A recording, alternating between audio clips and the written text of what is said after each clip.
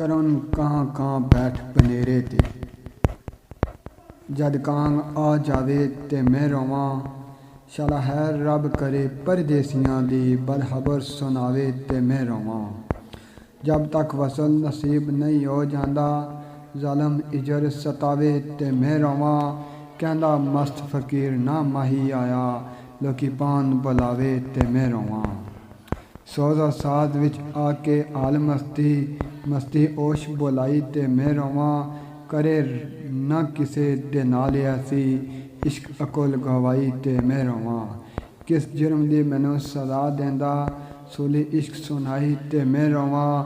ਦਿਨ ਰਾਤ ਉਡੀਕਾਂ ਫਕੀਰ ਮਸਤਾ, ਅਜੇ ਆਇਆ ਨਾ ਮਾਹੀ ਤੇ ਮੈਂ ਰੋਵਾਂ। ਮੈਨੂੰ ਦੀਦ ਮਹਿਬੂਬ ਦੀ ਪਾਨ ਹਾਤੋਰ, ਵਾਂਗ ਜੋਗੀਆਂ ਭੇਸ ਵਟਾਣੇ ਪੈ ਗਏ। ਸਬਰ ਸ਼ੁਕਰ ਅੰਦਰ ਦੀ ਘੱਟ ਮੰਜ਼ਲ, ਤਾਨੇ ਗੈਰ ਦੇ ਸਰ ਤੇ ਉਠਾਣੇ ਪੈ ਗਏ।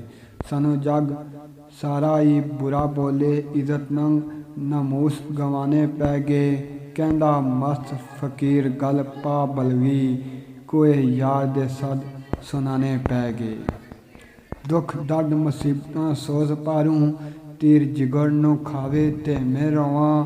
ਹੋਈਆਂ ਮੁੱਦਤਾਂ ਨਹੀਂ ਵਸਲ ਪਾਇਆ, ਭਾਂਬੜ ਇਜਰ ਮਚਾਵੇ ਤੇ ਮੈਂ ਰੋਵਾਂ। ਅੱਖ ਫੜਕੇ ਤੇ ਦਿਲ ਧੜਕਦਾ ਏ, ਜਦ ਪੈਨ ਬੁਲਾਵੇ ਤੇ ਮੈਂ ਰੋਵਾਂ।